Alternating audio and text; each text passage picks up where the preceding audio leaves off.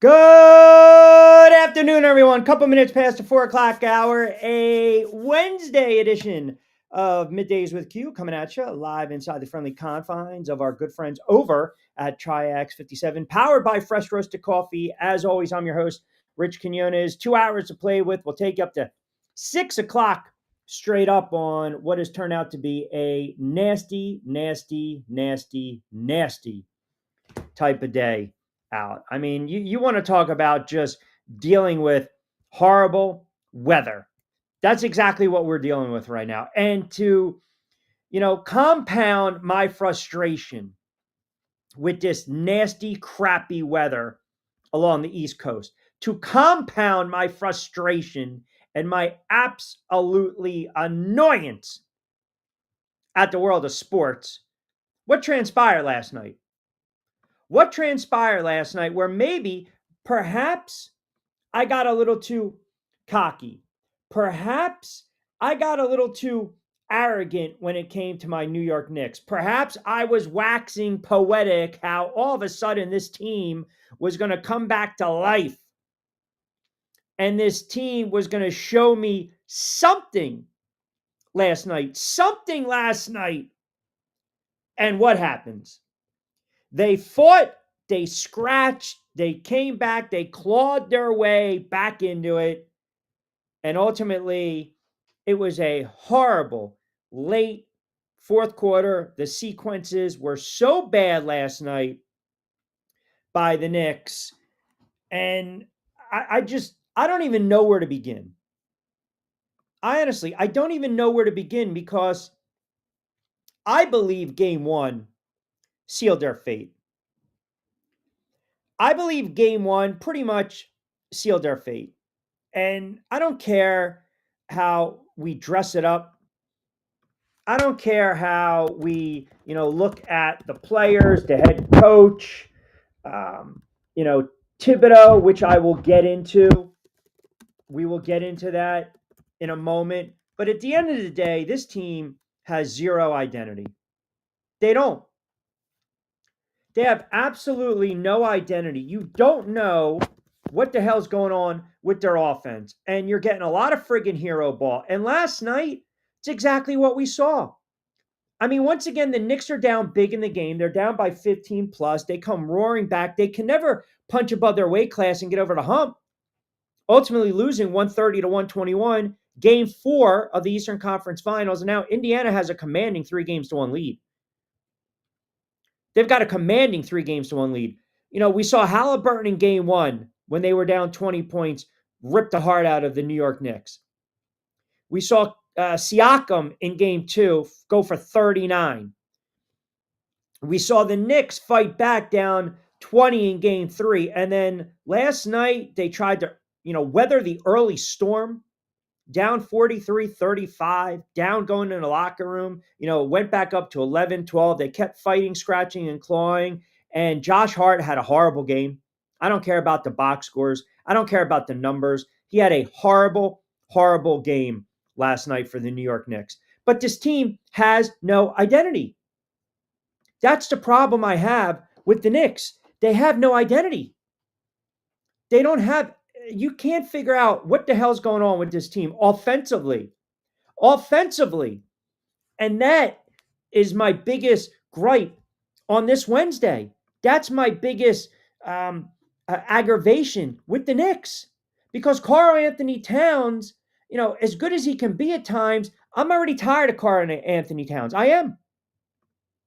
I'm absolutely tired of him. I know a couple of my friends were like, you might want to try to trade him and go and get Giannis. You know what? Now I'm fine because if this is who he is, I can't live with this consistently. I can't. I don't care if he had 24 and 12. I don't care about that. He was +3 when he was on the floor. He always gets in foul trouble. He had some bad turnovers in that game, and his shot selection at times is horrible. Bridges was supposed to give the instant offense. He was hit or miss last night. Josh Hart was bad. Brunson had 31, but again, he had 3 turnovers, a couple of critical turnovers. They didn't go to McBride. Hart, I mentioned coming off the bench. They're talking about Hart coming off the bench late in the game. I don't care about that crap. I want to focus on the game. I don't care about Josh Hart. sitting there going to Tibbs, I'll come off the bench. You should. In 36 minutes, you had 12 lousy points. You fouled out. You fouled out. So again, I don't want to hear this kind of nonsense. I don't.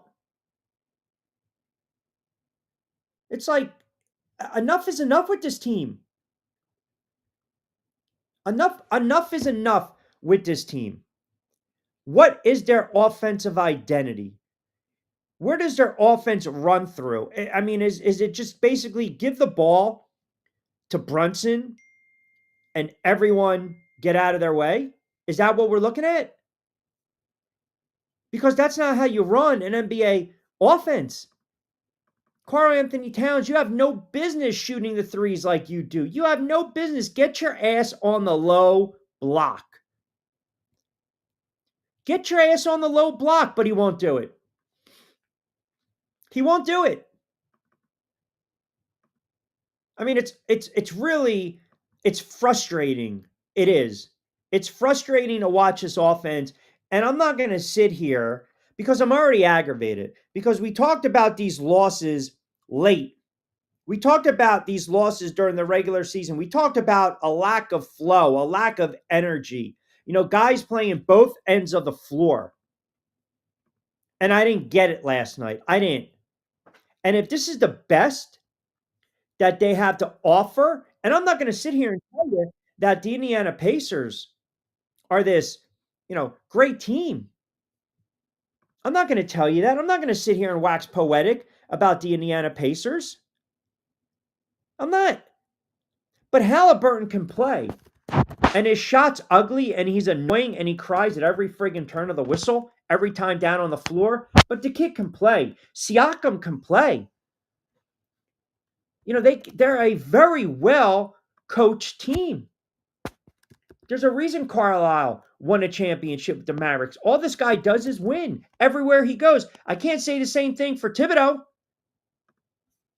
I can't. It's bad enough when you know you're the better team and you can't figure it out. And that's the problem I have because there is zero rhyme or reason to this team's offense. And it's so evident. It's so clear when you watch them. Look, we know there are a substantial amount of pick and rolls in the NBA. We know that it's a two-man game in the NBA. We also understand that you have to have a big, you got to have guards, you got to have depth, you got to be able to put the ball on the friggin' floor and get to the rack, get to the basket. If your shot's not falling, get to the line.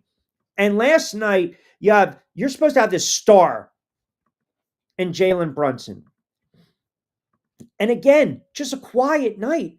We were doing our picks yesterday and the props were saying, hey, he's got to go for at least 36. They have to figure out a way to slow down Indiana. They couldn't do that last night. Siakam had 30. Haliburton had 32. Like the conversation now, this kid had a triple friggin' double. Like the conversation right now when you talk about Haliburton is as much as you might not want to admit it, as much as you might not want to say it, but Haliburton is a star. This kid is a star in the league. Now, again, I don't like his game. I'm not a big fan of his game. But he's a star. He's a star.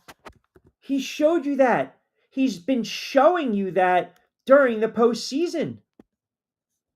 And you can't dispute it. You can't. This kid did it in the first round. He's doing it in the second round. And now he's doing it against the Knicks in the Eastern Conference Finals. He's having a coming out party. That's exactly what we're seeing right now. The kid is having a coming out party, and it's at the expense of my Knicks. It's at the expense of my Knicks. He's putting up ridiculous, gaudy numbers. Ridiculous, gaudy numbers. Go look at what this kid's been able to do in the playoffs. Giannis in Milwaukee, 21, 26 in the closeout. Cleveland, the top seed, 37 in the closeout game. Against the Knicks, he had 31 in a ridiculous comeback win late They had no business. Then he had 14 an off night, but he also had 11 assists and 8 rebounds. They won. Then he had 20 in the losing effort. Then he has 30 last night, and he's probably going to go for 33 tomorrow to close out the friggin' series. The kid's a star. The kid's a star. Period. I mean, this kid right now is showing you he is a star. And like I said, I don't even know how to quantify it, right? I don't even know how to quantify it. Get in on the conversation. You can hashtag at Rich Q on Q, hashtag Middays with Q. All right, you guys going back and forth. I mean, what is this? Hey, now Q, save the friggins for Friday. I mean, yeah, man. I don't, I mean, I can get them out of the way now. Right?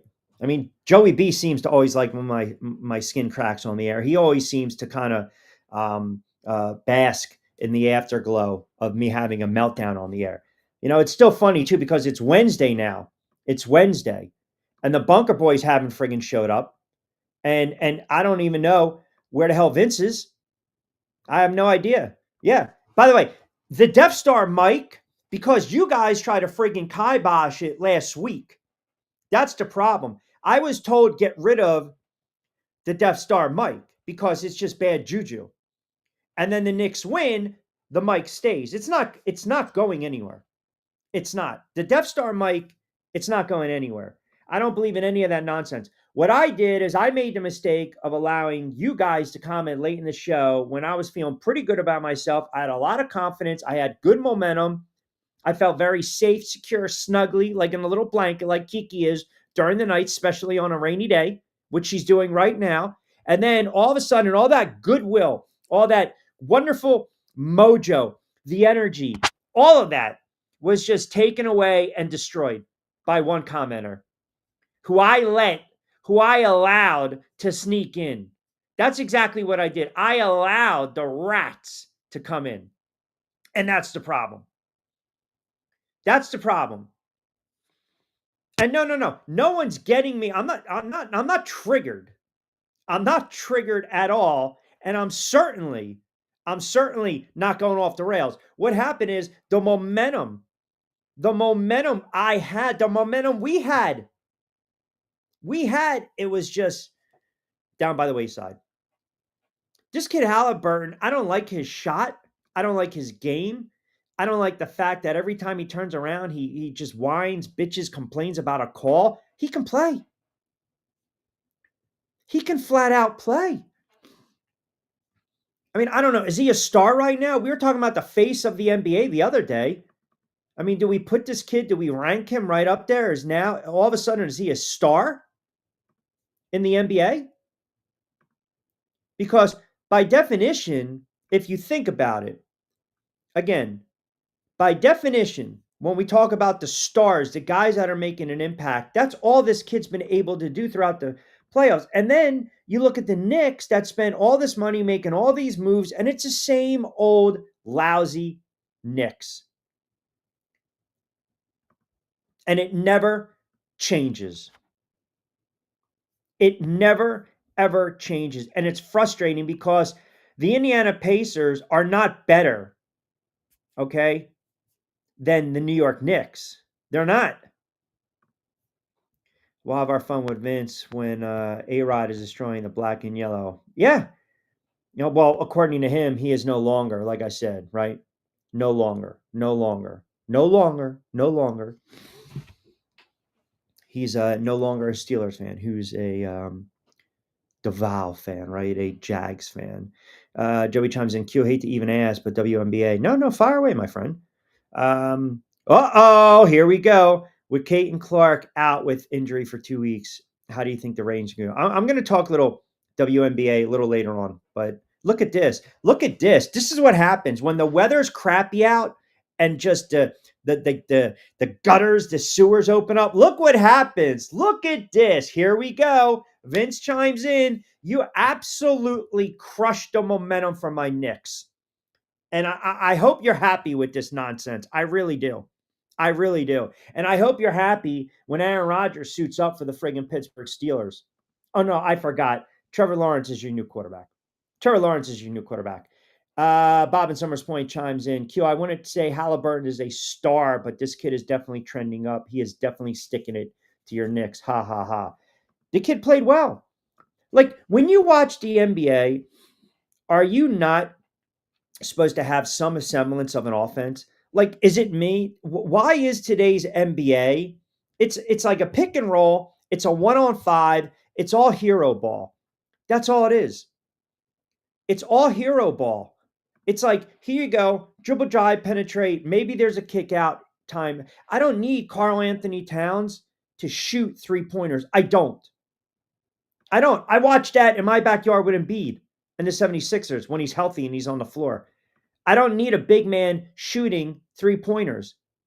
You shouldn't do that. The offense needs to have a little bit of rhythm and rhyme. And right now, they don't have that. And as much as I flip-flop, as much as I've wavered in this regard, this is what I will say.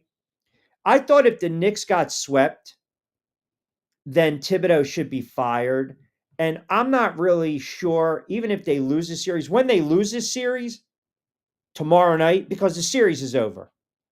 The series is over. And don't come at me with this nonsense that there's still a series. And by the way, don't rethrow it back at me like some of you guys are doing.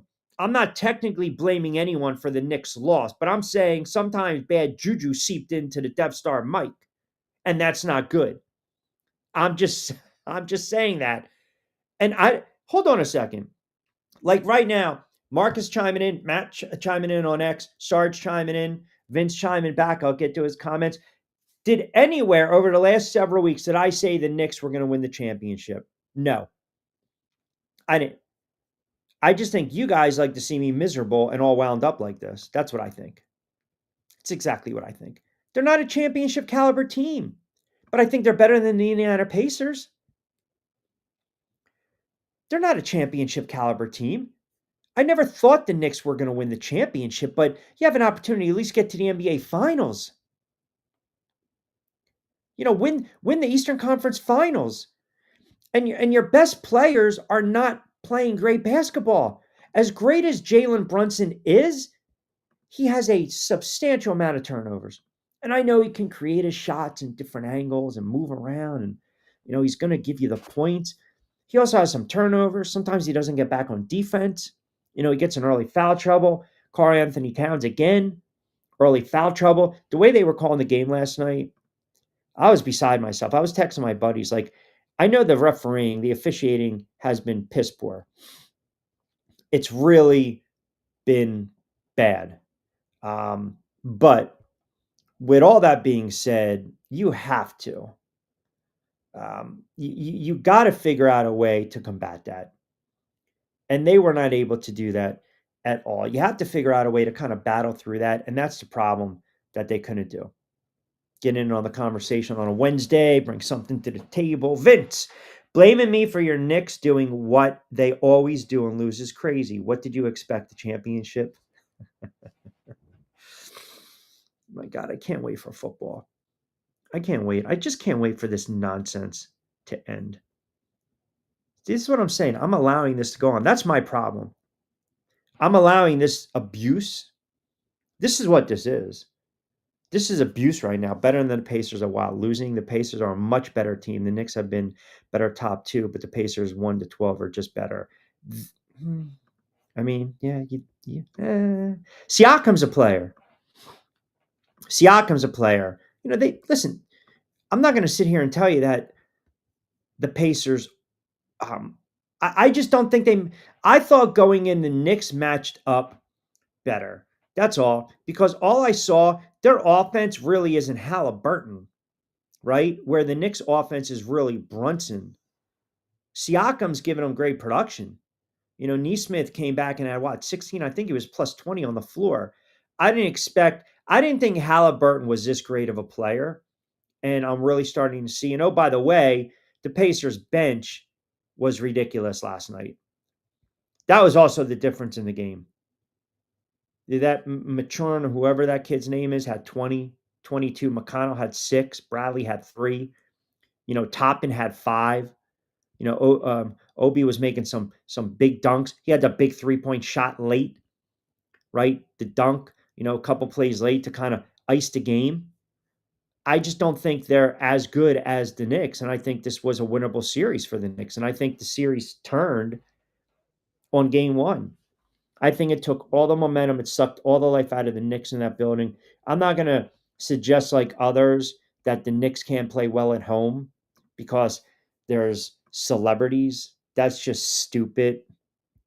Honestly, that's goofy talk. Sorry. I don't subscribe to that theory. But their perimeter defense has lapsed. They can't knock down 3-point shots consistently. And your stars, who are supposed to be stars, are not playing like stars. They're just not. Jalen Brunson is not playing like a star.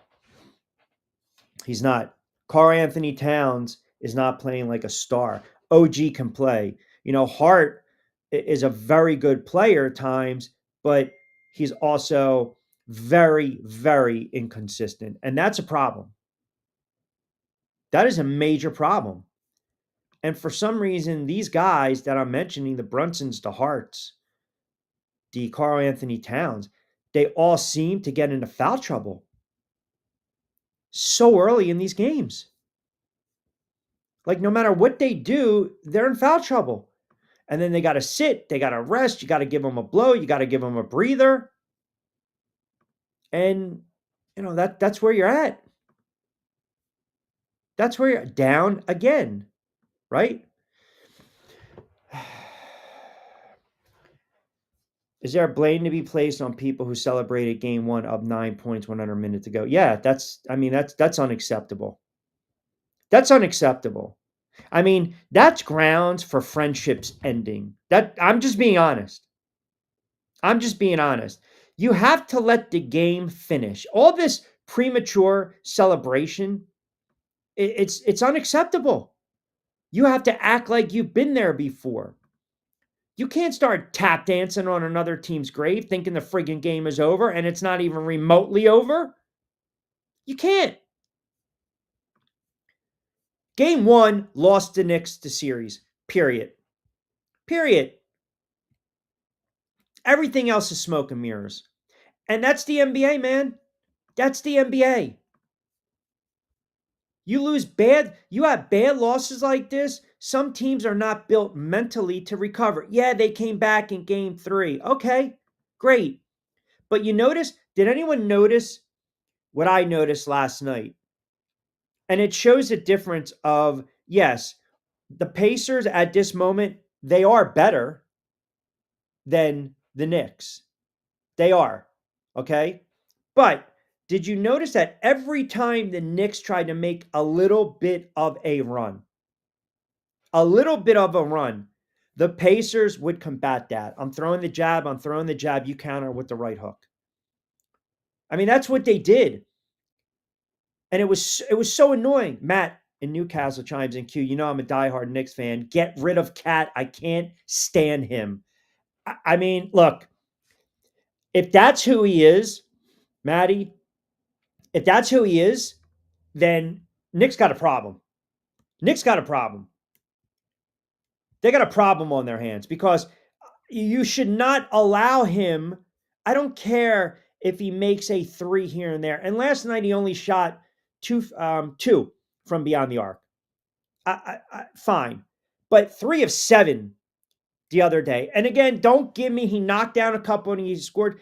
I don't need my big man shooting threes. Even if he thinks he can shoot them. Right now for the series, he's 4-6. He's 10 of 13, 10 of 22.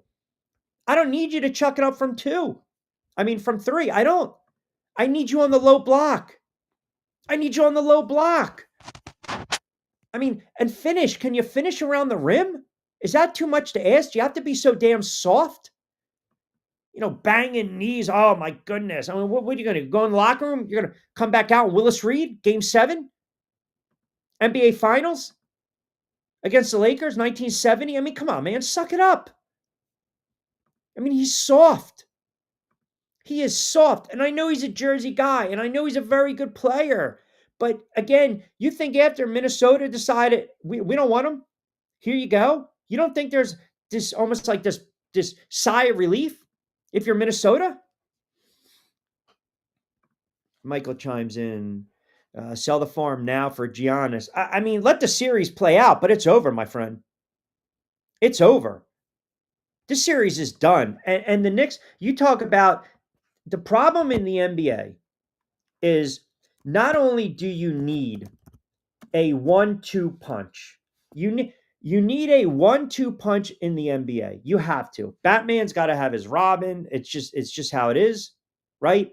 Billy Ho's got to have his Sydney, right? Murtaugh has his Riggs. You have to have a 1-2 punch. You have to. I know you guys appreciate the Lethal Weapon reference. You have to. But you also need some type of rhythm around to the offense.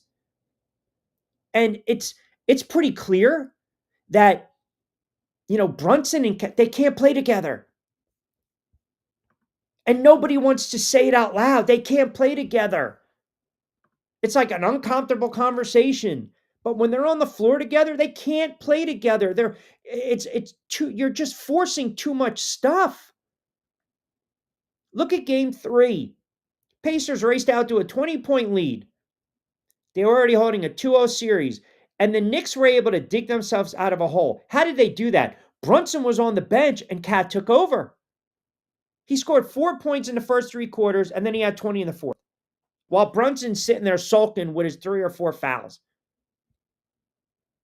They are their best 2 players offensively. 2 best players. Indiana, it's not Haliburton, who looks like he's becoming that guy. But it's a mix. It's a mosh. They've got multiple players that are really good. Now Haliburton start to separating himself, right? But now if you get Siakam turning back the clock like that and you got that 1-2 punch, they got an opportunity in the finals. I don't care what anyone says.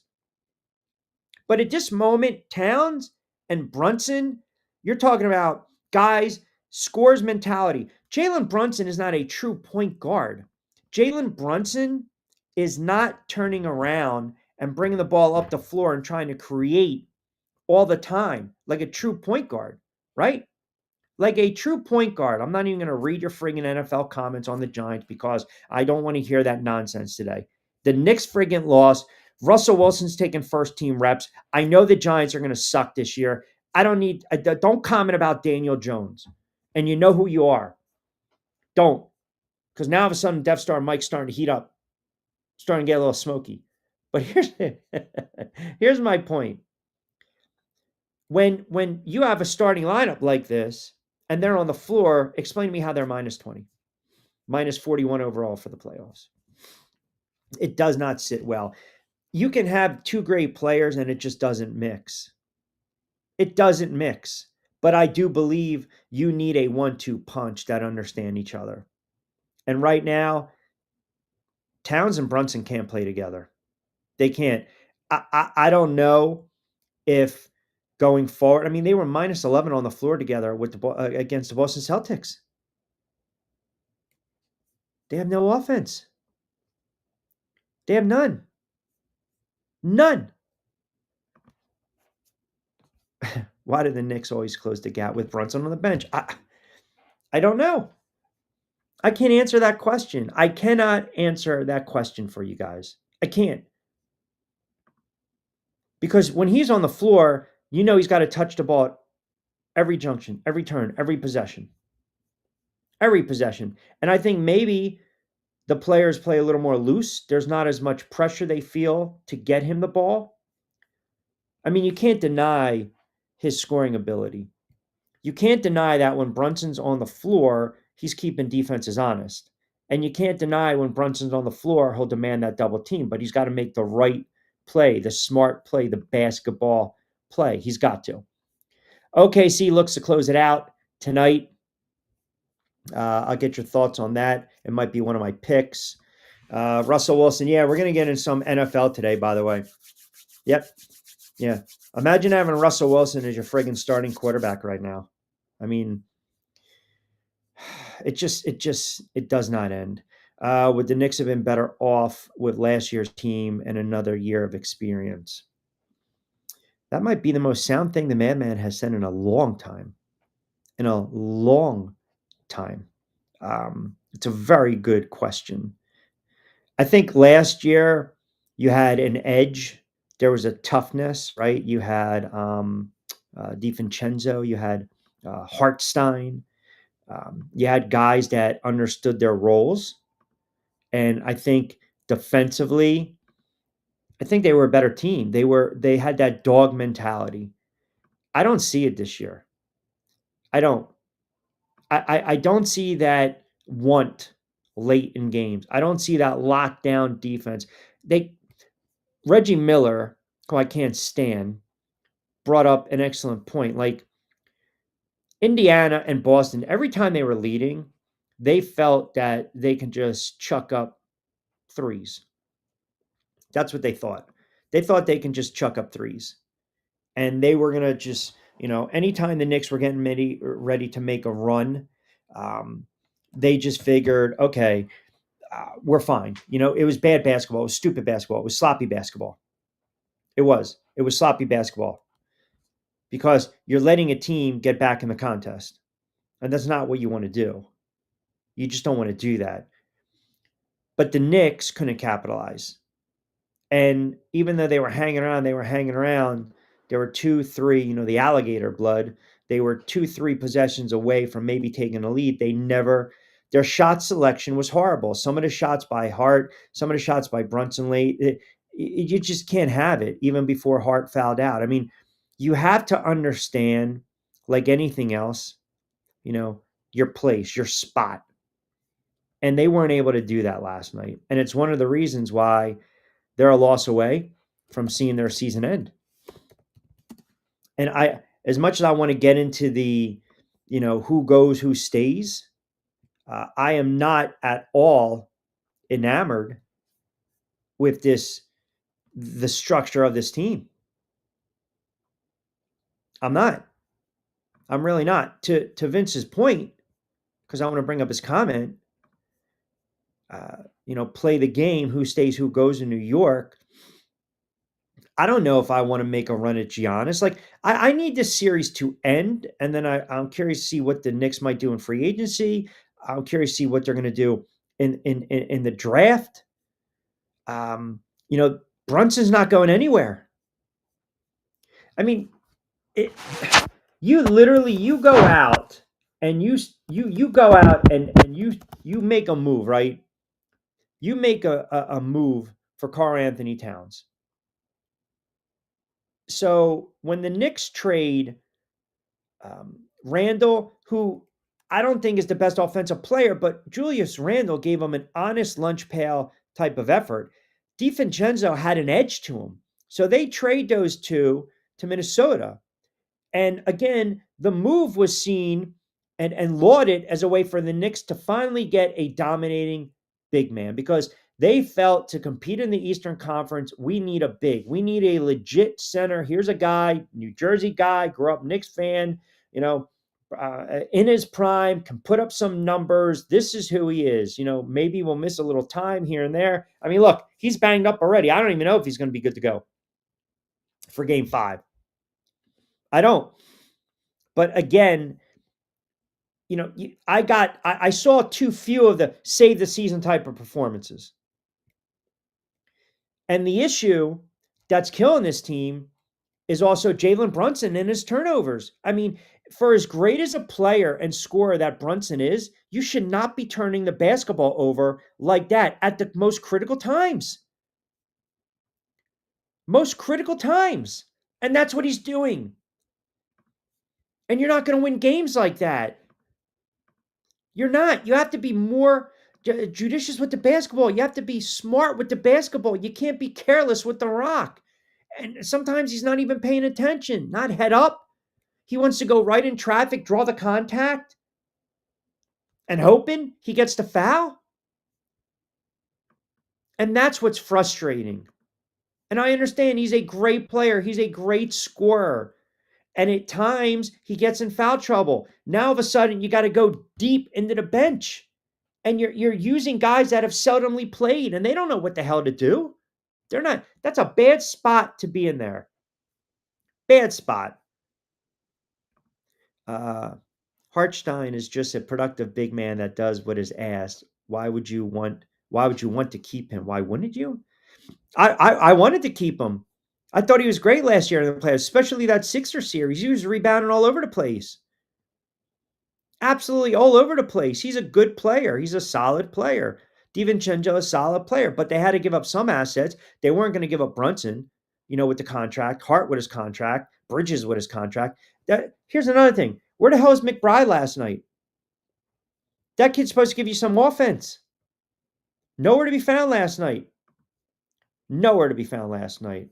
The freaking guy's coming in with the NFL stuff already. Broncos country, let's ride. Steelers Nation, let's ride. I'm going to need a ruling on this before football starts because this is alarming. There's no way Vince can turn around and be a diehard Steelers fan. And because they did not get his quarterback, Sanders, who he crammed down my throat for 5 friggin' months, and they're sitting waiting on Rodgers, all of a sudden he decides he's not going to be that guy anymore. He's not going to be that fan. Yeah, I mentioned Bridges. Bridges has been spotty at best. He's been spotty at best. He's had his moments. I mean, he had 17 last night, but he was also minus 13 when he was on the floor, and he had a couple bad turnovers, and he also got in foul trouble. But they brought Bridges over because of, the ability to score 25 if need be. 20 points if need be. Kind of like Bridges, middle of the pack during his career. Last couple of seasons with Phoenix, and then obviously with Brooklyn, he had a really big year a couple of years ago, averaged 26. They gave him a lot of money too. That's life in the NBA. Marcus chimes in. Q, you mentioned Haliburton. I wouldn't say he's a rising star just yet, but he's definitely trending up. I know you're swole about your Knicks loss. I mean, it's frustrating because these opportunities don't come every year. That's the problem. If you're a fan and you have an opportunity to go and get to a finals, it's huge. It's huge. And the Knicks gave up a boatload. They gave up a boatload. The Knicks gave up 4 unprotected first-round picks, a 2025 protected first-round pick. I think it was via the Bucks. 2028, 2026 second-round pick. They gave up a lot, but they also thought, so here you go, 4 unprotected first-round picks, 2025, 2027, 2029, 2031. 1 protected first-round pick, 2025 from the Bucks. It was a lot. In basketball terminology, that's a lot. And yes, exactly. Friggin' wow. That's a lot. I mean, because you want to build and you want to have assets, right? And again, we're bringing Bridges in. Why? Because he can score and he's a good defender. And he also wanted to turn around and play with his teammates in college. That's another thing. But that's not one of the reasons they appeased him. I mean, am I going to sit here and say, all right, let's go back? I'll tell you, to me, I think that I think the loss of Hartstein is a killer. I do. I think the loss of Hartstein is a killer. And, you can't replace the player that did a lot of the dirty work. He's better offensively than Robinson is. And I also think the Bridges trade, NBA standards, is like that line of demarcation between front offices. I'm operating as the old CBA was still in effect. And I'm not yet realizing, as Madman kind of pointed out, how significant, the cap management game is And that's the problem in the NBA. So, and you have to utilize a player's full skill set. That is another thing. And they put all their eggs in one basket trying to, make that run this season. And yeah, in hindsight, when you think about it, they're not getting the return, the ROI on that investment. They're not. And it might turn out to be very detrimental. It might turn out to be something that hurts the franchise going forward because you want assets. You want to be able to have some type of marketing assets, especially in the NBA. Now, do I have a pipe dream that the Knicks are going to go after Giannis?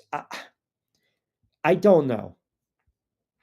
I don't know. I think after this series ends and they realizes the limitations of Karl Anthony Towns and the frustration, you're down 3-1.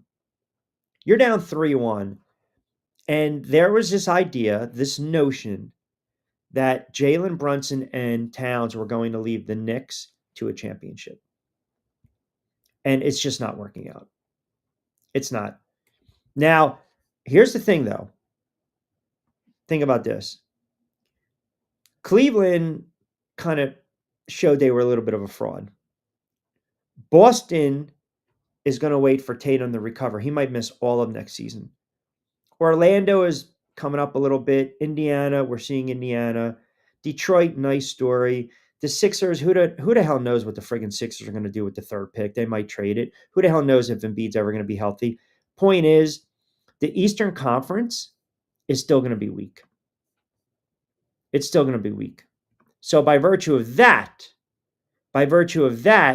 if you do make a move for Giannis, well, you've taken him off of what? The Milwaukee Bucks, a playoff team. So if you abandon Brunson and Cat and go Brunson and Giannis, then now again we are setting ourselves up, if we're the Knicks, as a run to the finals.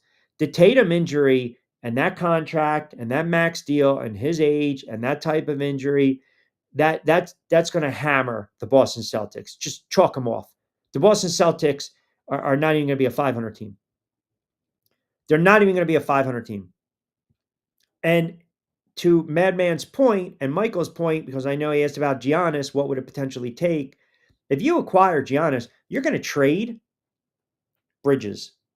You're going to try to trade him somewhere for draft capital and then take that draft capital and then Towns and then boom, throw it over to the Bucks. And if they're going to make that move, it's got to be 3 teams involved. Got to be 3 teams involved, period. But got to get through just the playoffs first in this series. Maybe they assume it'll be late first round picks. They aren't proven when you're getting a proven player. You have one more year to go after in the conference. Do I want to wait? He's the window of opportunity, right? Move the chips all in. I think you had an opportunity this year to at least get to the NBA Finals, and that's what's frustrating. That's what's really frustrating. All right, fast approaching the 5 o'clock hour on the East Coast. Keep it locked in. This is a Wednesday edition. Middays with Q. Rich Quinones here. Appreciate you guys commenting. You can follow along on Facebook, X, IG, also TikTok, Rich Q on the mic. And getting some tweets coming in as well. We will read them off. I wanted to get into a little football. Did anyone else see by the way, I'll give you the picks later on. But did anyone else see the dates that are pending for Belichick? That June 1st. Everyone's making a big deal about that. I saw there was a report floating around. I shouldn't say floating around, but I guess there was I guess you can say a report.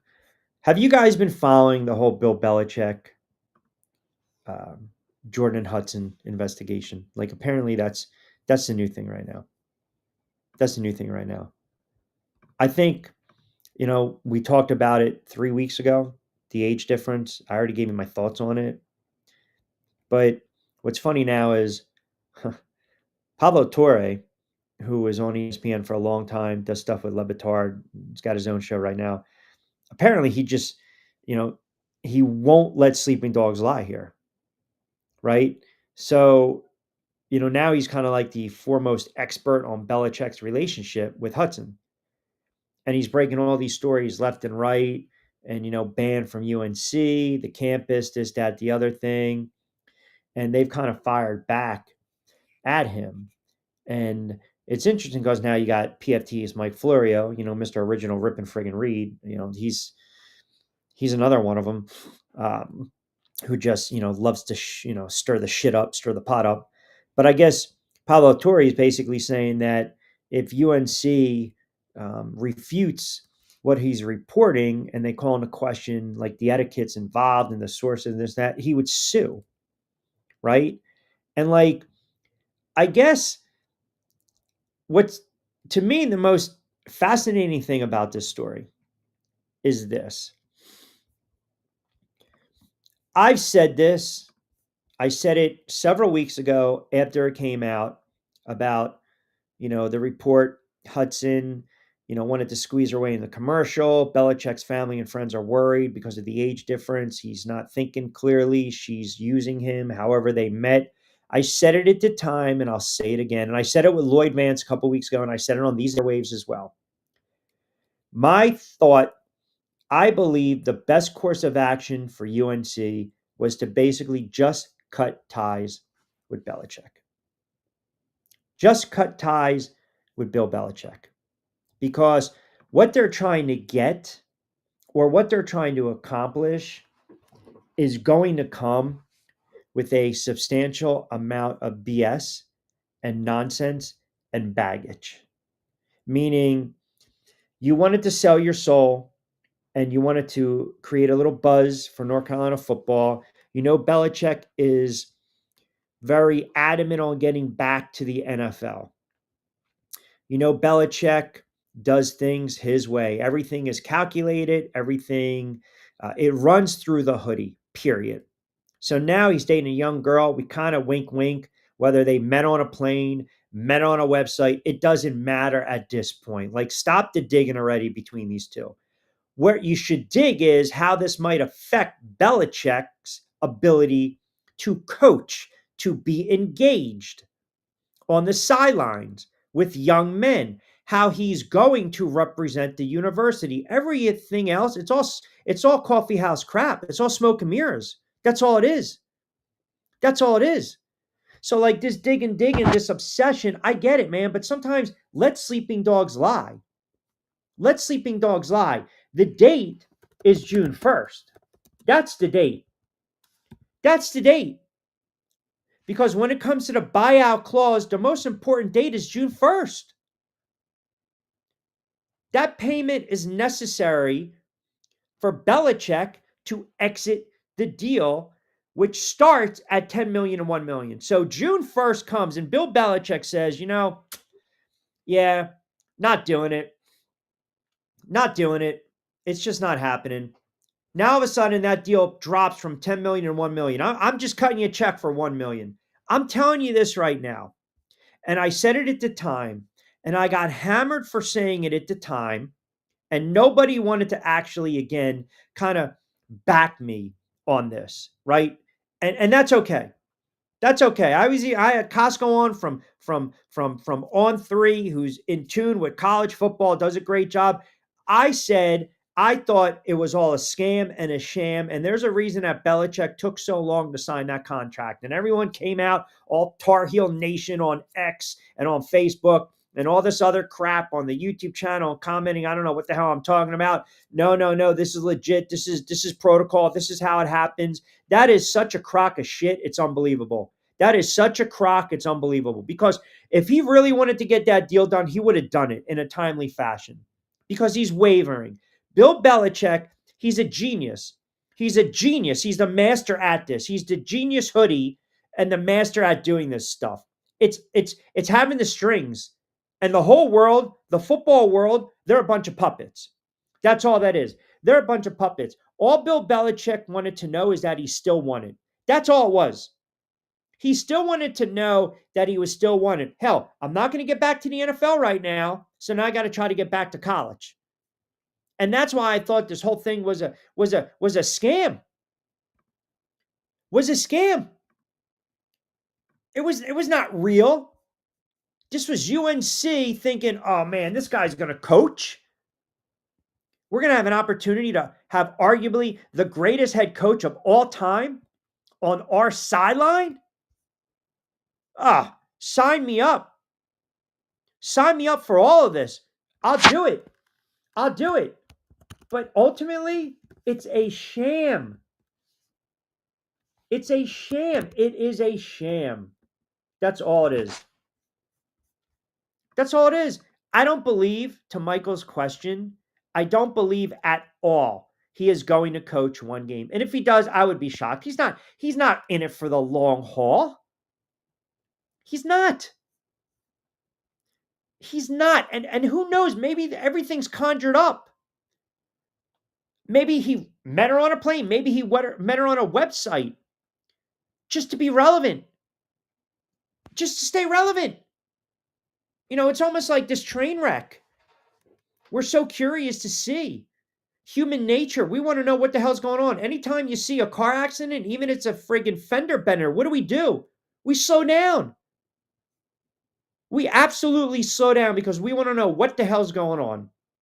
And I think that's the case here. And listen, you know, Pablo Torre can do all the digging he wants. And it's not about him. I think it's a little overboard, right? I think it's a little overboard right now. But like I said, you know, there's these reports that Belichick basically directed North Carolina offices to copy his girlfriend on messages sent to him. I mean, now we're starting to get a little, it's starting to get in this goofy kind of thing where I understand where the family's worried and upset. You know, there's this buzz that they might get engaged.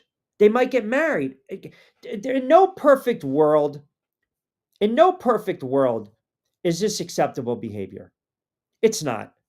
It's not. It's not. Not a 75, 74, 76-year-old, 73-year-old dating a 23, 24-year-old. It's not. It's not acceptable. It's downright creepy. It's downright creepy. You know, you're in your 60s, 70s, you know, you want to date someone maybe in their 40s or 50s or, you know, a 10-year difference. That's okay. 15-year difference. But now you're talking almost 50 years. And you look, I'm not going to disparage her. I don't know her. I never met her. But, you know, read the room. Read the room. Like, who's benefiting from this relationship? Who's benefiting from this relationship? You know, if I'm a younger person and I'm dating a wealthier, older woman who's in the public eye, who's worth millions and millions of dollars, and I'm trying to make a name for myself and I'm trying to maybe get mine, I mean, the relationship is benefiting her or is it benefiting me? You bet your ass it's benefiting me. I got the perks. I'm in the spotlight, got the paparazzis. Maybe she's shelling me out some money. Go buy some suits for broadcast, you know, get rid of the Death Star mic, whatever. You know, here's a couple shekels, here's a credit card, go have fun. Go splurge, go spend. You know, look the part. Here you go. We'll meet for dinner later. Oh, by the way, I'm picking up the check. I'm benefiting. I mean, you know it and I know it. I think the whole thing is just, it's utterly ridiculous. And it's a shame because you're talking about a Hall of Fame head coach. A Hall of Fame head coach who all he was looking to do was just turn around and just surpass Don Shula. That's it. That's it. That's all he's looking to do. He was just trying to beat Shula's record. And then maybe he just rides off in this. Like, Bill Belichick needs to coach. Bill Belichick's, his reputation, you know, coaching, it precedes him. Belichick, his body of work precedes him. But man, the more I read into this and the more I talk about it, and I'm telling you, now all of a sudden you got these reports that he wasn't himself in his final season and this girl's influence grew on him. I mean, you got to be careful, man. You got to be careful. Yes. That's, you know what, man, 100%. 100%.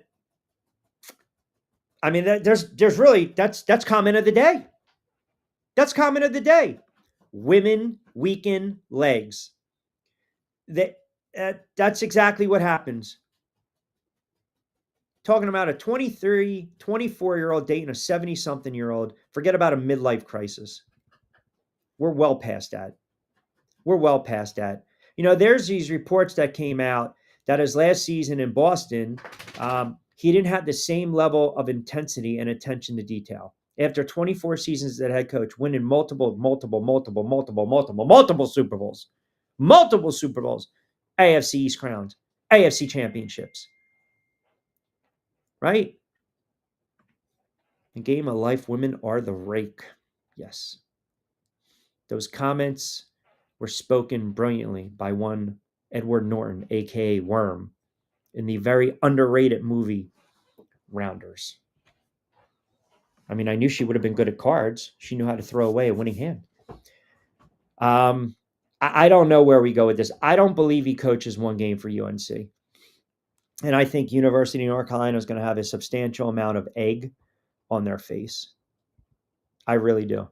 I think they're going to have a lot of egg on their face. By the way, speaking of having egg on their face, Aaron Rodgers is still sitting out there. And I'm wondering, we talk about guys that are just playing the game. If you're the Pittsburgh Steelers, there's two sides of this. You're either so confident that you are going to sign Aaron Rodgers. And the reason I'm bringing it up is because Terry Bradshaw had some really interesting comments. Terry Bradshaw basically said that, Aaron Rodgers is a joke. And the Steelers' interest in Aaron Rodgers is a joke. And you're talking about a quarterback that won how many Super Bowls with the Pittsburgh Steelers? 1, 2, 3, 4 Super Bowls with the Pittsburgh Steelers. So he's got a little sway. He's got a little carte blanche. Hall of Fame quarterback, 4 Super Bowls during the 70s, big time playoff quarterback. He basically said it's a joke. It's what they're doing is it's a joke, and the franchise right now, it's being run poorly. And I know we can go back and you can look at all the years of stability with the Pittsburgh Steelers, with the head coaches. If you went to Chuck Noll, to Bill Cowher, to Mike Tomlin, over the last several years, that hasn't been the case with the quarterback position. So to me, and again, this is what Terry said, that's a joke. That to me is just a joke. What are you going to do? Bring him in for a year? Are you kidding me? The guy needs to stay in California, go somewhere, chew on bark, and whisper to the gods out there. So to me, I look at this as the Pittsburgh Steelers are very confident. Either they are going to sign Aaron Rodgers, or the Pittsburgh Steelers are a piss poor run franchise at this moment and have no clue and don't understand. This guy is also just taking them for a little ride. There's no in between. There's no in between. It's either A or B. And the other thing is, if you're the Pittsburgh Steelers, do you want to deal with Aaron Rodgers for another season? I find it funny every time we talk Steelers, Vince, like a whack-a-mole. You know what a whack-a-mole is? Remember the game on the boardwalk? Those little friggers would stick their head up and they make a little noise and you try to whack them. I mean, they were annoying. That game on the boardwalk, those little moles, those whack-a-moles, those were instigators. They knew exactly what the hell they were doing. And every time you thought one was going to pop on the middle, one went to the right, one went to the left. That's what Vince is doing right now. He's being a whack-a-mole. He is. He's being a whack-a-mole because there's no way you can turn around And because I'm talking Steelers, you want to comment about the Jags when everyone friggin' knows who tunes into the show knows you are a diehard Steelers fan. So you are a Waka fan. That's what you are right now. You're a Waka fan. You're a Waka fan. That's it. That's all it is. It's unbelievable. It's embarrassing. I can't wait for the season to begin. I cannot wait for the season to begin because when the Pittsburgh Steelers, maybe they win a couple games, you know what's going to happen? Waka Vince is going to peek his head right back up. And we're going to be like this. Boop, boop. It's what we're going to do. You can't convert like that. You can't. You can't. I don't want to hear that kind of nonsense. Joe D and Ocean chimes in. Q, but is that as bad as you going fishing when the Giants are on?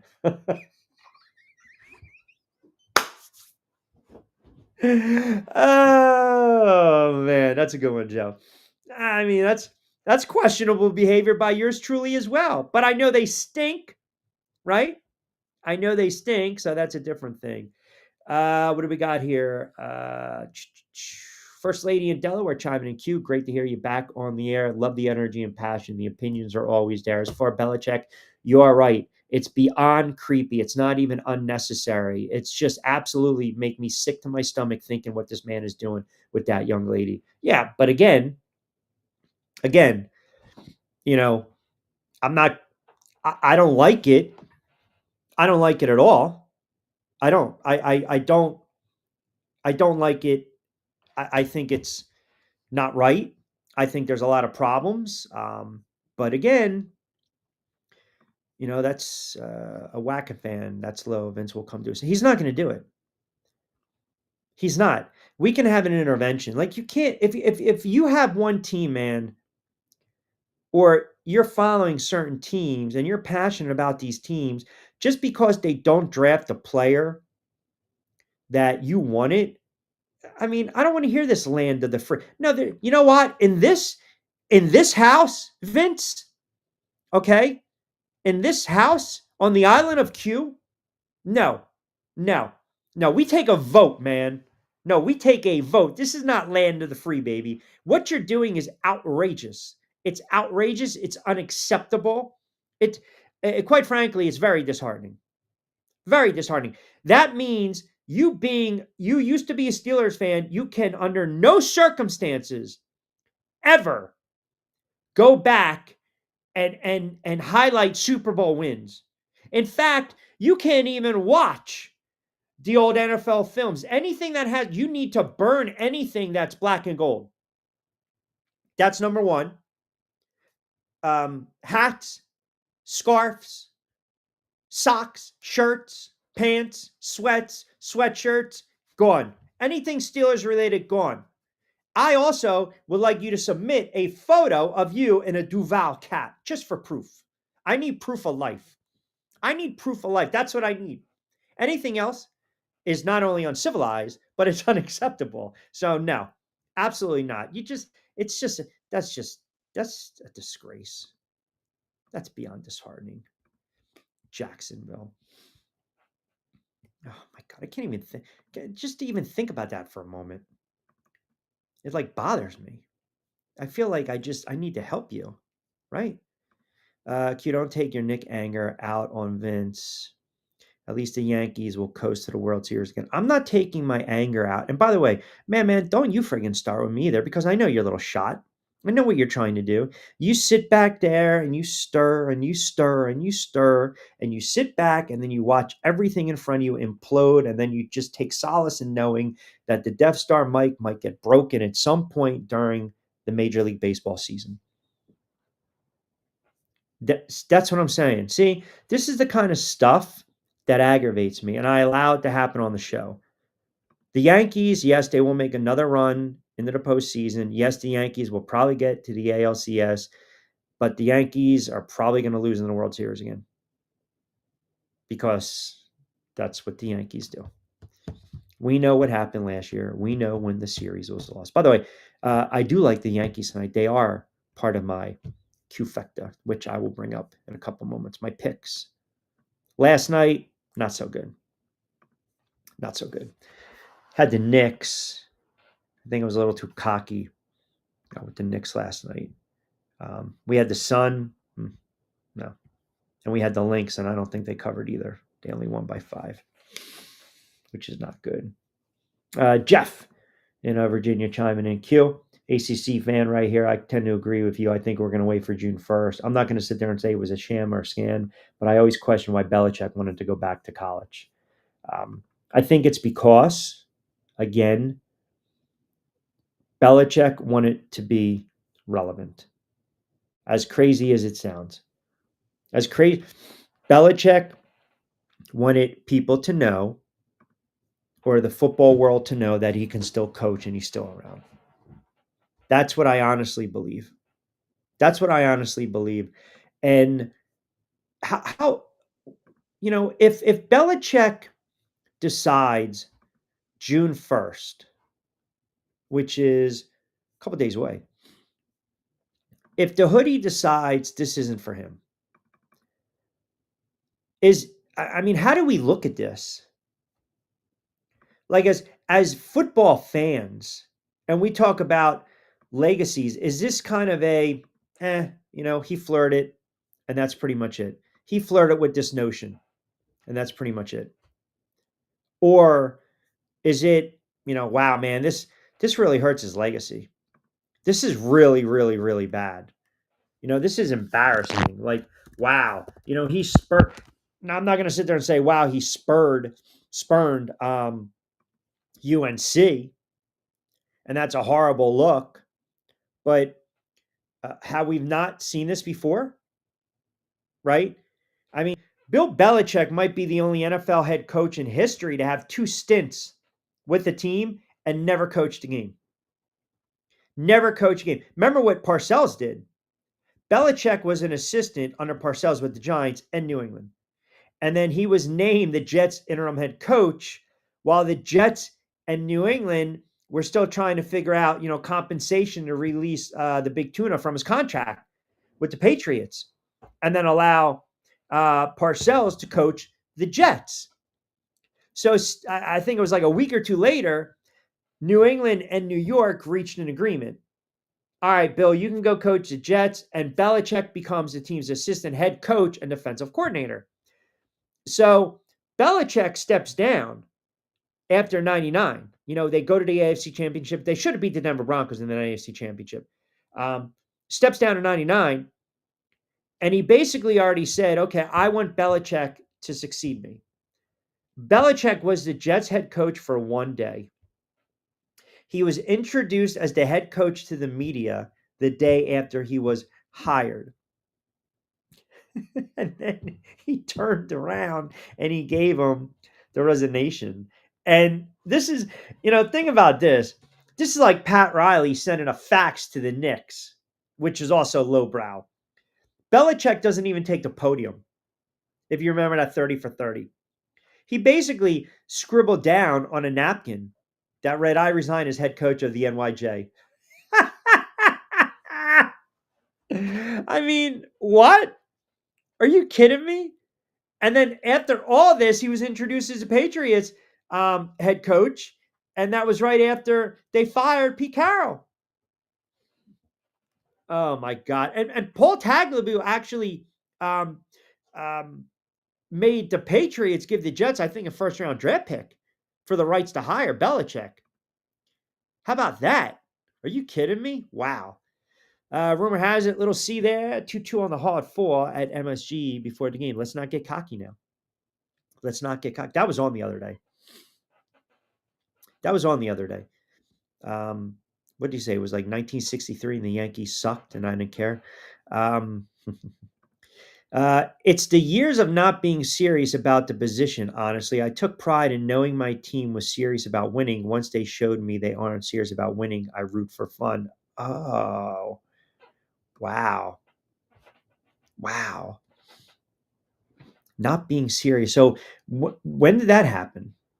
Not being serious. I'm curious. I want to put you on the sofa for a minute and kind of dive into this, right? Not being serious. They were making the playoffs. The Jags were the first team I ever saw in person during their expansion season. My mom took me to a Jags versus Ravens game because they were affordable. So I hearkened back to my childhood.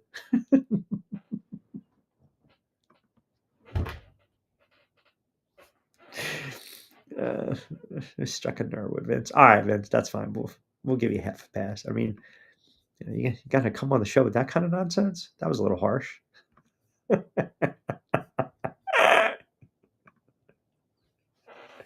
mean, wow. People missed that comment. Yeah, we'll put it up there for a moment. All you need to do is kind of go to the end, and that's kind of where we might have to filter that out. I mean, that kind of lines up probably for man stripper joke on a Wednesday. By the way, let me give you the Q factor that are brought to you by my good friends over at Fresh Roads Coffee. Check out the show notes when we do our Back Your Play segment of gambling on Middays with Q. That's BYP20, 20% off. First purchase of Fresh Roasted Coffee. I do like OKC, minus 8.5 tonight. MLB, I'll take the Nats, plus 120, 175 on the money line over Seattle. And the Yankees, I'll lay 165, a little heavy on the juice over the Angels. I did mention to you, which I will mention or talk about a little more tomorrow as we start to get in a little more heavy to baseball. I'll start giving you some NBA plays. Let me see. A couple guys were asking me what I thought about the WNBA. I guess the issue with Angel Reese's claims and all this kind of stuff. I mean, at this point, you don't know what to say. Like, I think when you make accusations like that and they're not backed up, that's a problem. That's a problem. And I feel as though there are certain athletes. I feel there's a lot of talking heads that do this a lot. That do that. How about again the the back and forth between RG3 and Ryan Clark. And Ryan Clark to me is the biggest shit stirrer. He's a race baiter. He is. He goes on TV and he knows exactly some of the stuff that comes out of his mouth. I'm shocked that ESPN allows some of that. But that's where we've come to. And then you're going after RG3, and then RG3's got to fire back. I mean, when you start to dive into that type of conversation and those types of topics, and you take people down that rabbit hole, and we know it makes people feel uncomfortable, it's okay to have an uncomfortable conversation. But if you're going to just blatantly start to back athletes that are making certain claims that are not even remotely true, that's a problem. And when a league comes out and you kind of knew you weren't going to be able to verify those comments towards Reese, does it make the league look bad? Does it make the player look bad? She's not even that good of a player. I mean, really, when you start to really kind of, apples and oranges and back it up a little bit, she's really not that good of a player. So I can't sit here and say certain things and then not back it up. And then all of a sudden cry X, Y, and Z if things don't go my way. I just don't understand why these girls, again, these players, it's just, if there's money to be made in these leagues and the players can get their shoe deals, they can get their endorsements, but I feel as though some of them want to bite the hand that feeds them, and some of them are so full of piss and vinegar, they're trying to bite the player that feeds them. I mean, the reality is this, whether people want to hear it or not, Caitlin Clark is the WNBA. And I'm not going to get in the argument, well, what about the players before and during and after her? We already know about that. We've been talking about it for the last year plus. But don't bite the hand. You're pissing on the cash cow is what you're doing. And I don't understand. Is it jealousy? I mean, is it that bad? Is it that bad that, you've got to come up and conjure up, a fan or fan said X, Y, and Z, and the league can't even substantiate that after an investigation? And I don't think, is the league going to be hammered ratings wise because Caitlin Clark is out for 2 weeks, which is what? Handful of games? Aja Wilson's playing like a beast. Playing like a beast. So you want these players to kind of carry the league for a week or two, but I'm not going to sit here and tell you, are the ratings going to drop exponentially? If they do, then what does that tell you? That tells you what everyone's been arguing about and getting so up in arms about Caitlin Clark. It justifies, those that have said, hey, she is the league. She is the league. That's why people tune in. I mean, there's nothing wrong with rivalry. Everybody loves rivalry. They do. But I also think there's a way that you can have a rivalry and you can still be classy about it. You can still do right. You can still shed a good light on the league, on the sport, on the players, on the teams, on these rivalries, right? And it's just, I mean, this girl is so good that everyone's gunning for her. And if I can't beat you, then I'm going to try to get on you in other ways. Caitlin Clark isn't a cash cow. She's a great white hope, just like Larry was. We can't deny that. And I think that's what people get mad about. People don't want to admit that. I mean, honestly, she's a great player. She's a great player. I mean, for me, white, black, yellow, green, blue, she's a great player. She's phenomenal. She's phenomenal. And whether now with Larry Bird, the knock on Larry Bird was, white, slow, can't jump, can't move, can't get up and down the floor. White boy can't play. That was the knock on Larry Bird. And then Celtics found out pretty fast, during his rookie season, yeah, he's the best player on the floor. He's the best player on the floor. But she is a cash cow. She is. She draws eyeballs to the league. That is a fact. That's not even debatable. It's not. It's not when you look at the numbers, when you look at the ratings, when she plays. My point is, again, it's almost like sour grapes because not you per se, you guys, but someone might not like her or the way she looks. All of a sudden, now let's conjure up. Let's find a way, to kind of, put her to the back burner, make her feel insignificant, not give her her flowers or her just due. Yeah. Paige Buck, yes. Yeah, there are very good players in the league, but it's centered around her because she burst onto the scene. She burst onto the scene. And like I said, if every time something didn't go my way and I'm crying wolf, eventually you guys are not going to believe me. You're not going to believe me. And I think that's kind of where we're headed with some of these athletes, with some of these players in the league. And it doesn't have to be like that. It does not have to be like that at all. And, I know I got people, tweeting at me on it. Like, there's no name calling here, guys. There's no name calling, right? You don't have to like a player, period. You don't have to like a player, but I'm not pulling up some of these comments because some of you guys are making my point with some of the nonsense. I mean, show some class. You don't have to like these players, but all I'm saying is, again, if you're going to make certain claims, and again, you're lying about it, that makes me not trust you going forward. That's all. And the problem is with some networks like an ESPN, where they're basically, toe tapping and piggybacking off of this to try to stir the pot. And now they got egg on their face because you're doubling back. You're doubling back. I mean, I can't even watch these networks anymore sometimes. I can't. I believe sometimes people know exactly what they're doing.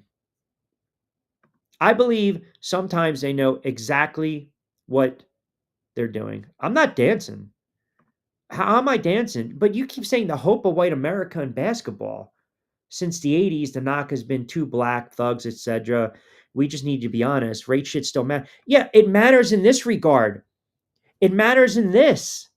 That Caitlin Clark, who happens to be white, is dominating the league, and some people don't like it. They don't like it. They don't like it. They want to peg her down a notch. So because of that, we want the spotlight back on me. So I'm going to conjure up something. Again, I think it's not even dancing. I get frustrated because there's a fine line here, guys. There's a fine line. And some of these players believe they're press clippings. I don't like, stirring the pot and having an opinion is one thing. But you cross a line when every time you're trying to make it black or white, and what you're saying holds no water. It's not factual. Like if I'm going to sit there and say I haven't gotten these gigs X, Y, and Z because of X, Y, and Z, and then all of a sudden people are like, well, maybe you're not that good, or we just don't want you. We want to go in a different direction. Unless someone blatantly said something disparaging to me, they look at me, see my features, see my skin color, and hear the last name Quinones, and they come up with something derogatory. If I prove it, that's one thing. But I feel as though, like with Reese, sometimes it's all sour grapes. That's what I feel. I feel she starts stuff, she starts shit just for the attention. And that's my opinion. Black, white, yellow, green, purple. Now, to Vince's point, that's when you start to have that mesh of black and white. And then what happens is you get the masses that now want to bring that into the conversation. I don't care what color you are. Like, if you're going to race bait, if you're going to make some comments, if you're going to go out and you're going to insinuate certain things, you better damn well be able to back it up. Because if you keep coming to me with that kind of crap, then guess what? I'm tuning you out. I'm tuning you out. I don't trust you. I'm not going to sit there and say you have any type of credibility. It's all shot. It's all lost. And my point before with some of the networks, that's what they're doing right now. They're grabbing it right away. They're not even seeing if it sticks to the refrigerator, and they're running it. And then all of a sudden it's turned into black or white. It's turned into black. It can't just be this player's really good. This player's not bad. This player's not good. I mean, it just, after a while, that's the problem that the WNBA has. Is there a chance she thought to herself to start the scrap to get her name in the eyes of everyone to get the league too? I feel there is some validity to that. And yes, she was a good college player. She was. She's not very good in the pros right now. And that could change. It's just people don't like when the attention is taken away from them. That's the reality. That's the reality. And if you remember, if you go back to, what was it, 80, was it 87?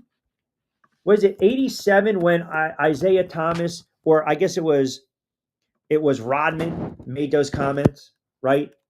Those comments on Larry Bird. And then Rodman actually made the comment. And then Isaiah just kind of chuckled and reiterated. It was like 87 Eastern Conference Finals, right? And they had a press conference. They had to have a press conference for it. And Larry Bird was annoyed. Larry Bird was just like, this is ridiculous because now you got this negative attention and stereotypes. I mean, it was embarrassing. And Bird downplayed it. Bird downplayed it. And he just went out and he balled. And that's what he did. And he's a Hall of Famer.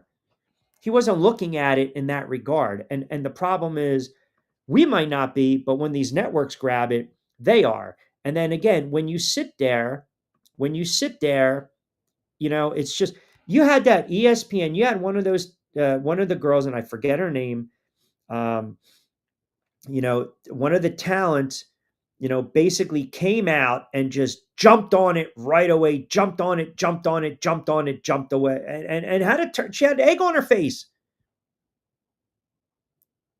Egg on her face. Why? Because everyone wants to say something in the heat of the moment or tweet something out in the heat of the moment, and she looked like a fool. She looked like a clown.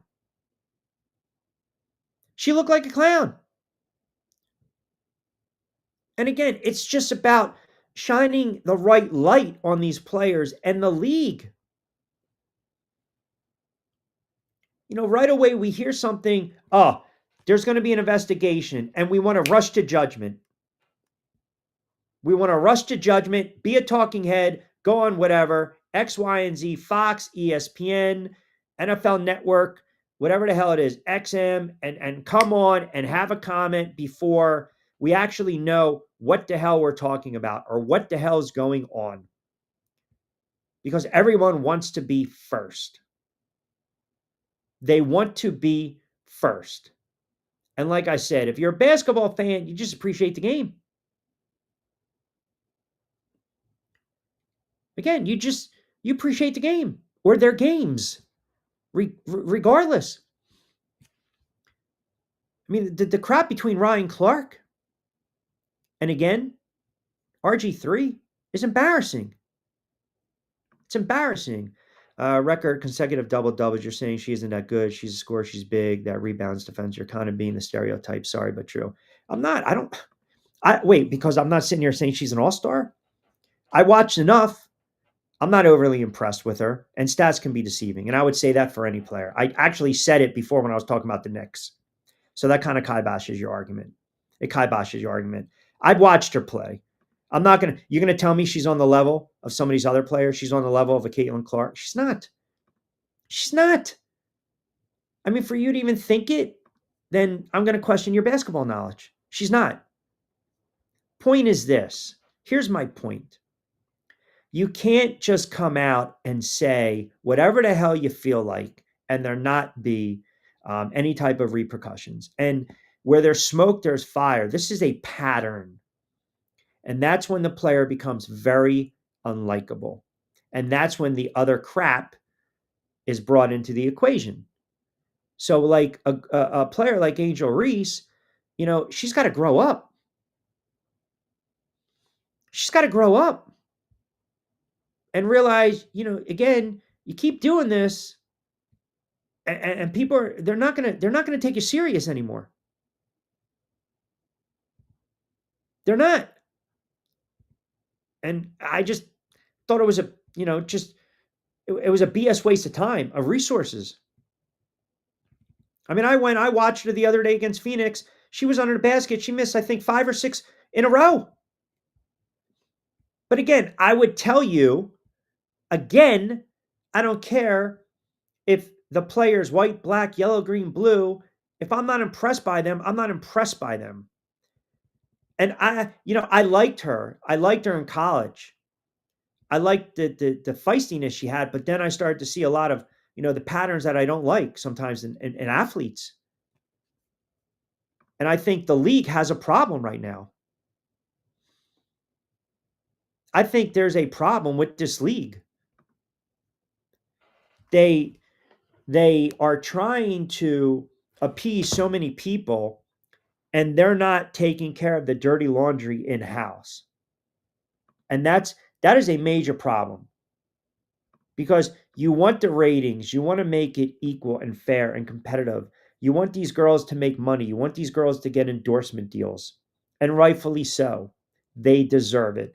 And I understand a little rivalry and a little trash talking, but I feel as though a lot of times the reason the NBA has been in the light, the WNBA has been in the light, because we're just talking about this kind of stuff.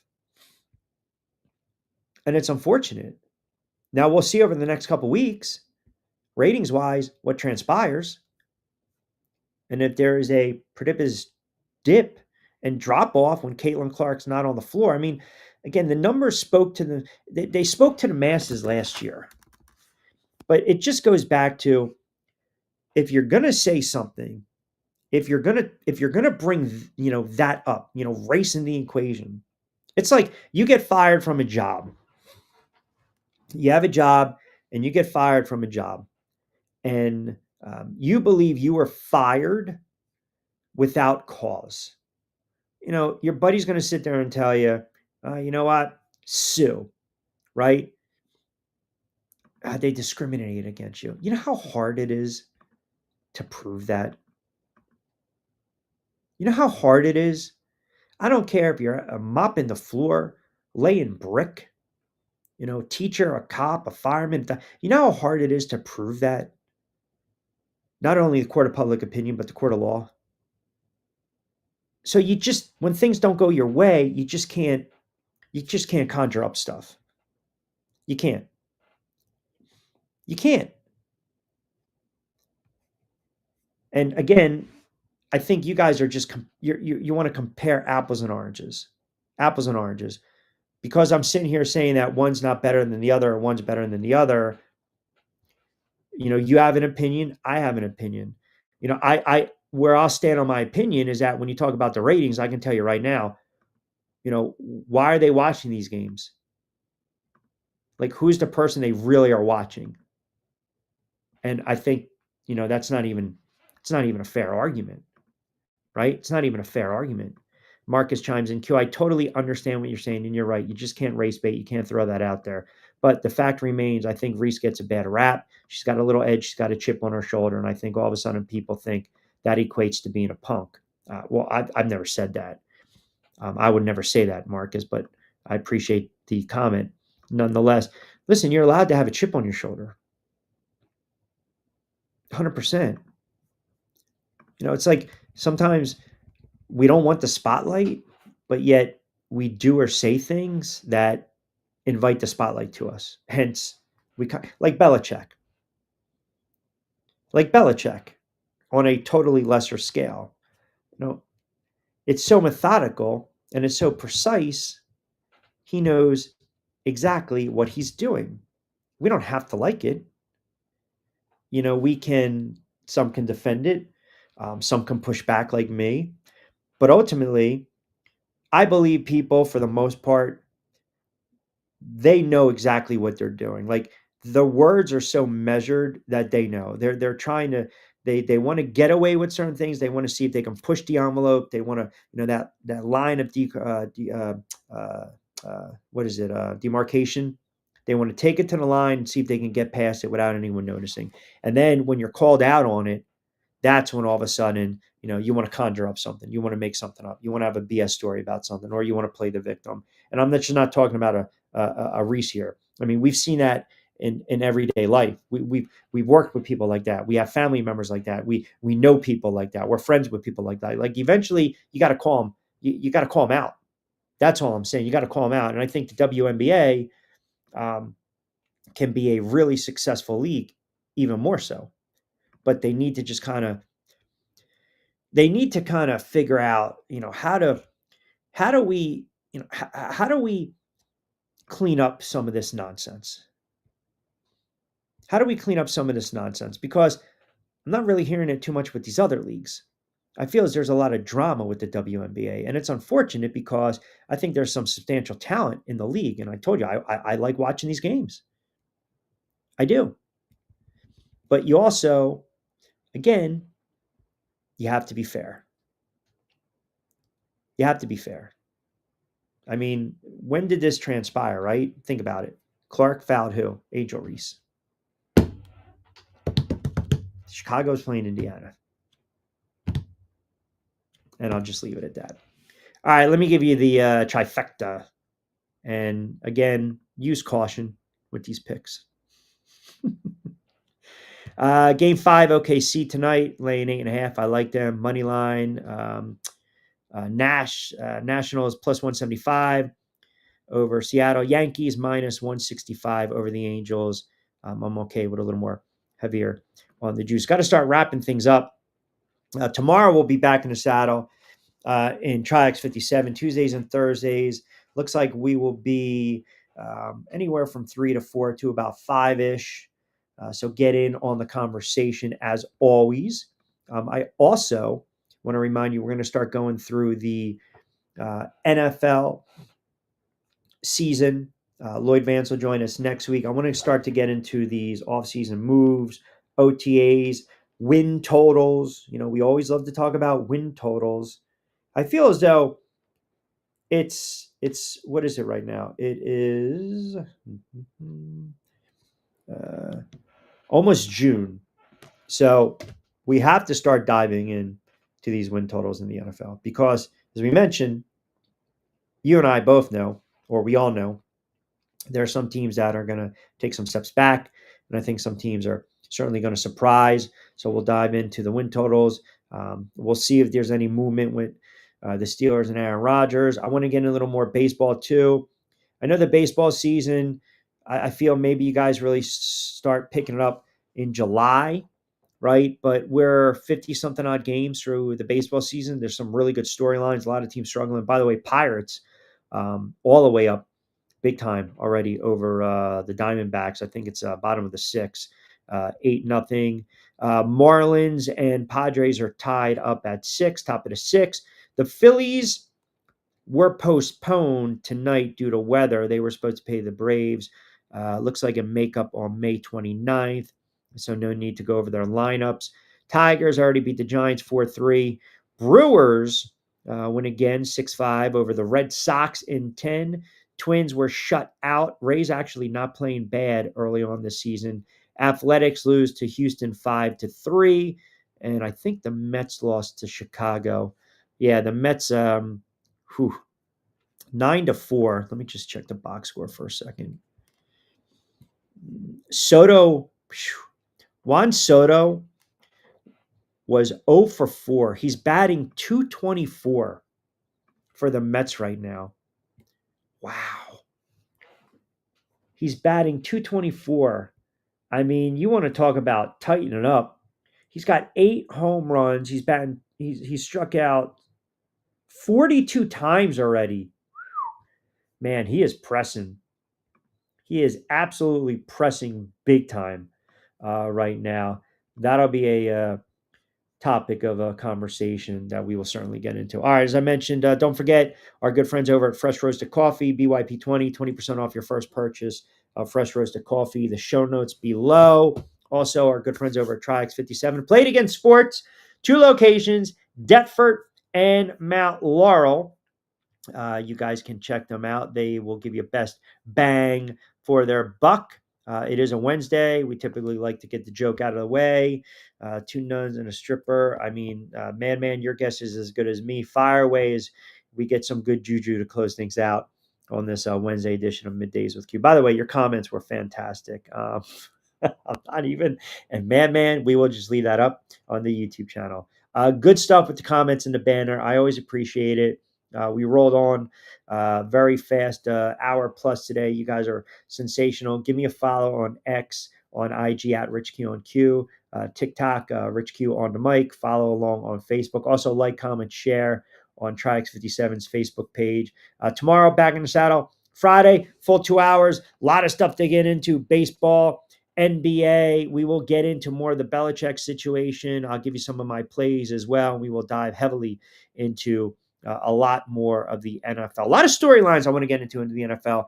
Keep it locked in, as always, Middays with Q. Appreciate you guys keeping us on today. You guys are fantastic that you hang with us for as long as you do. Have a good Sports Wednesday. As always, be safe, be sound. I'm Rich Quinones. Hasta luego, buen día.